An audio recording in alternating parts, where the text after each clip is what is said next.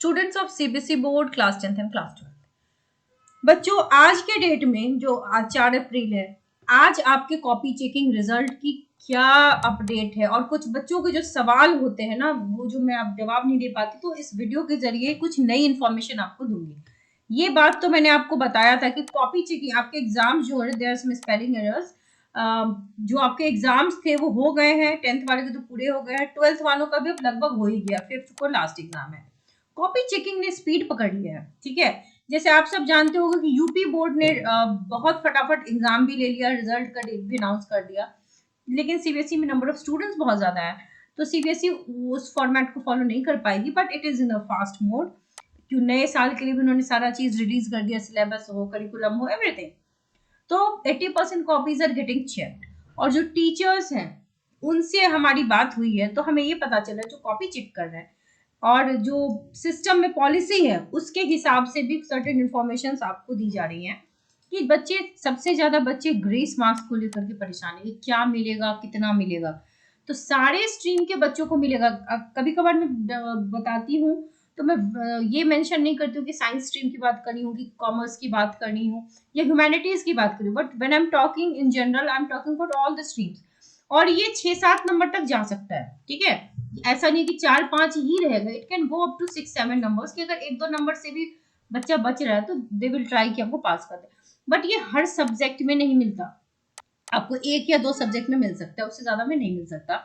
हाँ, अगर इस बार फिर रिजल्ट को देखते हुए अगर पासिंग परसेंटेज गिर रहा है तो शायद वो बढ़ाएं, बट अभी नंबर ऑफ सब्जेक्ट्स बढ़ाए नहीं गए, ठीक है।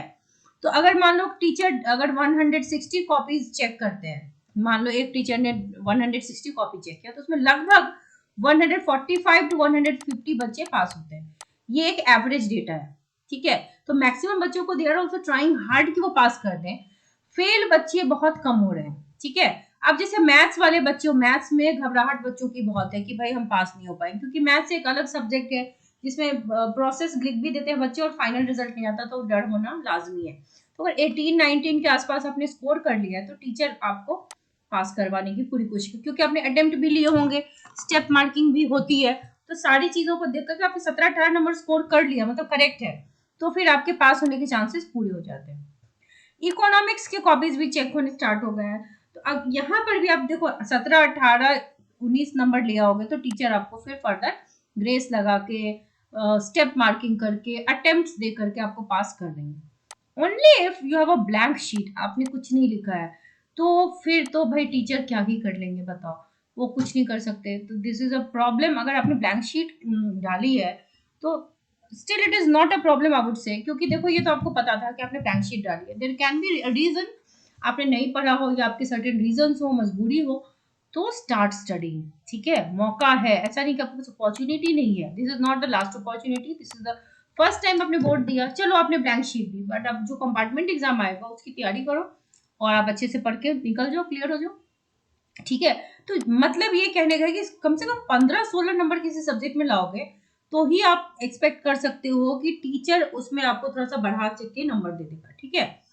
और बिजनेस स्टडीज, ठीक है, इसमें भी टीचर फुल ऑन कोशिश करें कि आपको नंबर दें। अगर आंसर पूरी तरीके से अप्रोप्रिएट नहीं है तो भी मार्क्स अलॉटमेंट हो रही है। Marking scheme has been very liberal this time, teachers are very easy on students, बहुत इजी चल रहा है टीचर्स। मार्किंग ऐसे कर रहे हैं कि हाँ, वो खुद भी ब्लैकलिस्ट नहीं होना चाहेंगे, क्योंकि अगर मान लो कोई टीचर आपको ब्लैंक शीट में पास कर दे तो टीचर भी ब्लैकलिस्ट होगा ना, टीचर की भी रिस्पॉन्सिबिलिटी है, उनको भी एक मार्किंग स्कीम पैटर्न दिया जाता है, आंसर की बुकलेट दी जाती है, इस तरीके से आपको मार्क्स देने हैं। तो फिर भी उसमें वो लूप होल्स निकाल के आपको देते हैं, क्योंकि सीबीएसई ने खुद ही बताया हुआ कि अटेम्प्ट लोगे तो नंबर मिलेगा, स्टेप्स लिखोगे नंबर मिलेगा, ठीक है। तो अटेम्प्ट और स्टेप तो सब बच्चे को पता है, लास्ट में वो ग्रेस भी लगा ही देते हैं, ठीक है। टॉप 5 के बारे में मैंने बताया था, आपने अगर टॉप 5 लिया हुआ, अगर मान लो कि 5 सब्जेक्ट है तो 5 में तो पास आपको करना है, लेकिन अगर एडिशनल एक ले रखा है तो भी इसमें से 5 में से अगर पास हो गए ना तो आप पास हैं ओवरऑल, ठीक है। और अगर एक में फेल हुए तो वहां पर आपका कंपार्टमेंट आएगा। इसके रिगार्डिंग मैंने ऑलरेडी एक बहुत डिटेल्ड वीडियो कल बनाई हुई है, आप चाहो तो उसको देख सकते हो। So marking scheme has been very liberal, teachers are very easy.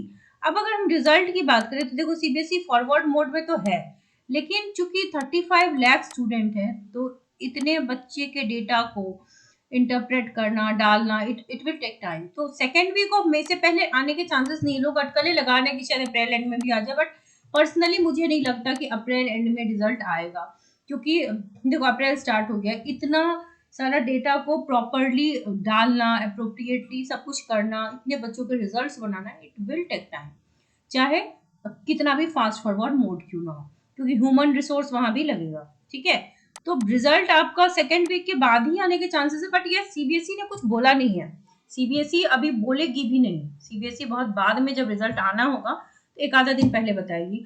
और जैसा कि हर बार 12th का रिजल्ट पहले आता है, चांसेस हर बार के यही होते हैं कि 12th का पहले आता है, तो रेयर ही कोई साल होगा जहाँ 12th का पहले नहीं आया होगा, तो पहले 12th का ही आएगा फिर 10th का आएगा।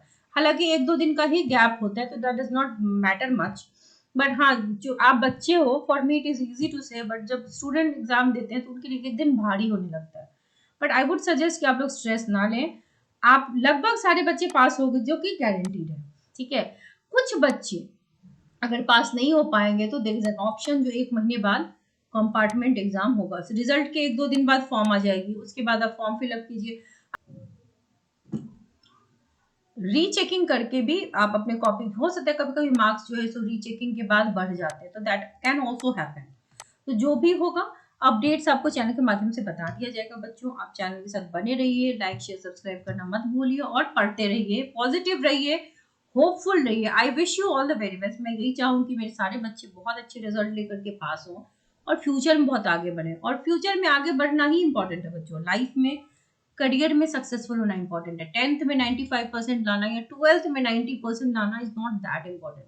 हाँ कुछ बच्चे बोलते हैं कि मैम हमें पास नहीं होना, हमें तो बहुत अच्छे नंबर आना। यस, अगर आप ऐसा सोचते हैं तो आपने जरूर पेपर में लिखा होगा। ठीक है, अगर लिखा है तो बच्चे सीबीएसई आपको नंबर देगी। और मैं एक और बात बताना चाहूंगी, क्वेश्चन मुझे याद है, बच्चे ये पूछते हैं कि क्या स्कूल में जितने नंबर आए तो उससे ज्यादा हमें बोर्ड में आएंगे।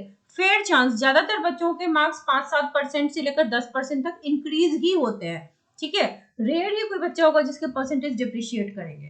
तो 90% चांसेस है या 95% चांसेस है कि आपके मार्क्स बढ़ेंगे। So wish you all the very best, stay updated with the channel and keep studying.